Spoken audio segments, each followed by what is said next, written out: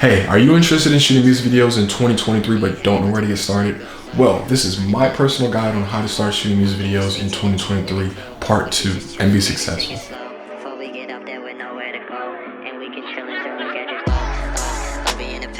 So what I want to go over today is, guys, would be being creative. That is tip number 1. So with being creative as possible, there's different steps I take in order to achieve that. And the first step ultimately will be understanding and taking the time to listen to the artist that you're working with song. When you take the time to thoroughly listen to the song and understand the message, the mood, and the theme, it will help you align the visuals with the music way more efficiently than just shooting for the first time with the song, but not really fully paying attention to the lyrics and what the artist is conveying and just capturing some performance takes to make a video.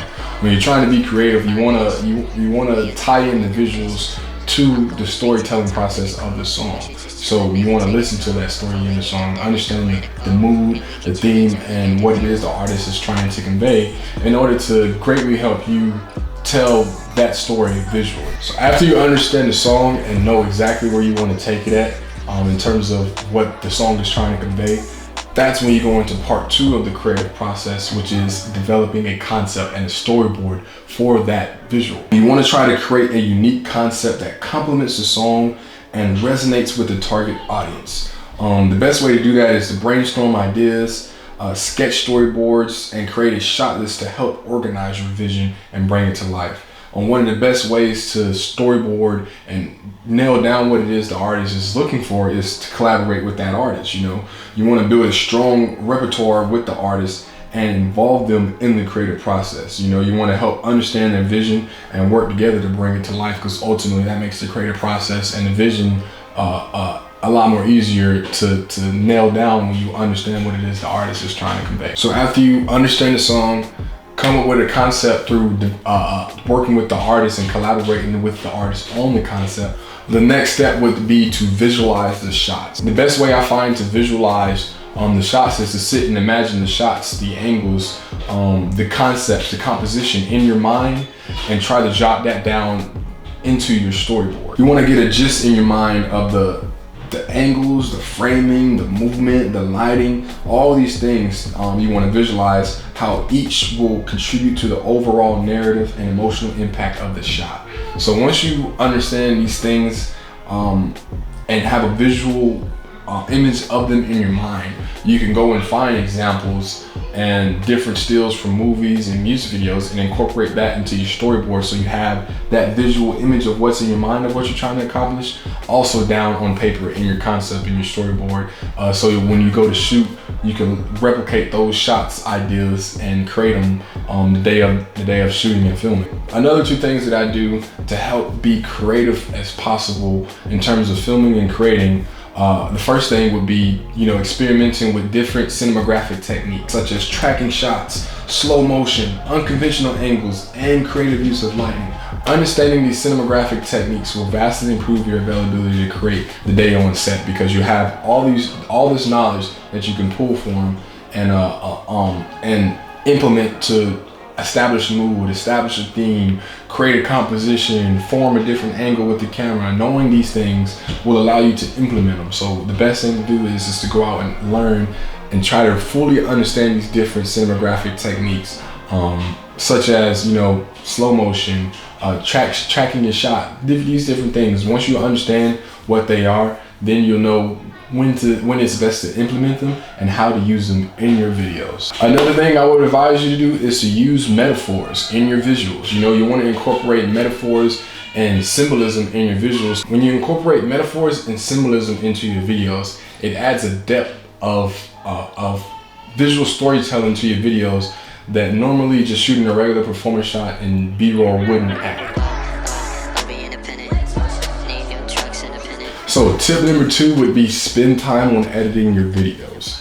Even if you don't know, like if you're starting off and you're starting from scratch, you're going to need to take the time to spend the edit, because you're going to need to take the time to learn the software that you want to utilize for videos, whether it be Premiere Pro, DaVinci Resolve, even just something like iMovie. You need to study it and learn the different ins and outs of that software in order to navigate through it. So you want to take the time to learn the software that you desire to edit in.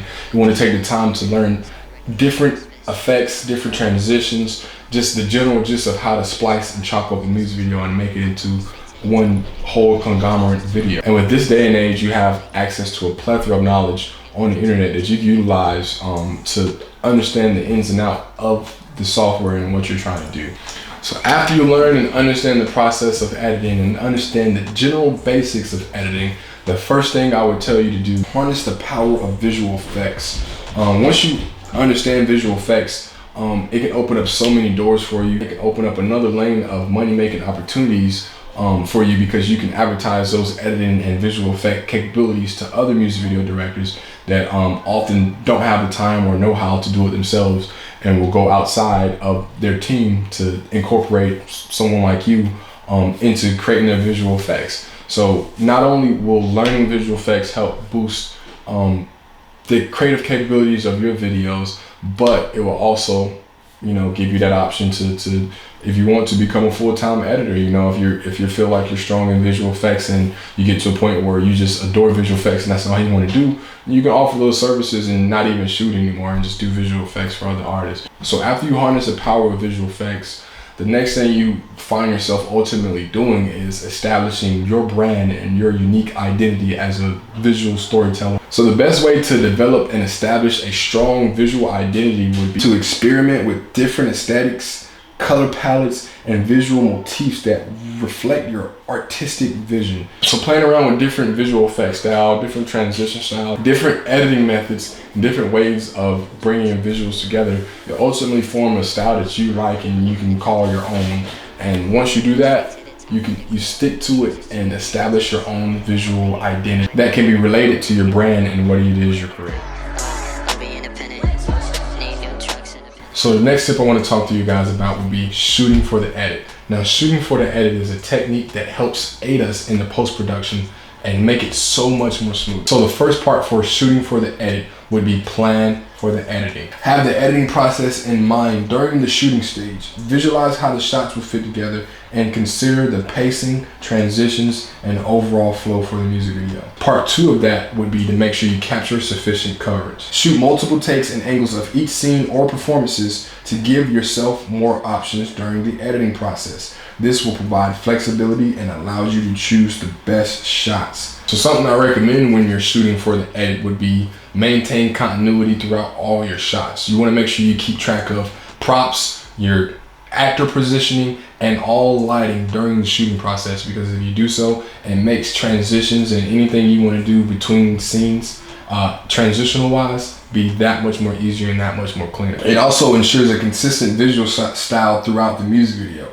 Consider factors such as color grading, lighting, and camera movements to create a cohesive look that supports the overall mood and theme of the video. So the fourth part of shooting for the edit would be, of course, shooting with editing techniques in mind. So when you're going out to shoot, you want to have the editing style or format that you're going by in mind. That's something you can do that's a part of the storyboarding process too, as well as to plot down the different effects you're going to use, transition styles, and the different visual effects you're going to add and incorporate into the video. So when you go and actually shoot, and you know what shots will have these transitions or these visual effects incorporated into it, you can plan for that and have the actor position or the set up the composition of the shot so that you can incorporate those things into the video.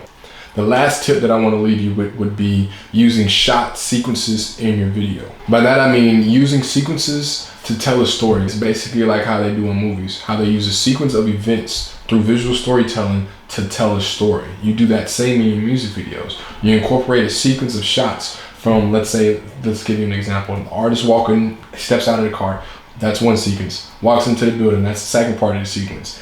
Grabs a drink, that's the third part of the sequence. Has a girl walk up to him or something like that, that's the whole sequence telling the story leading up to something. Rather than you just shooting a performance take and incorporating B-roll, you can do certain sequences, certain things and in order and create a sequence similar to how they do in movies and create a story.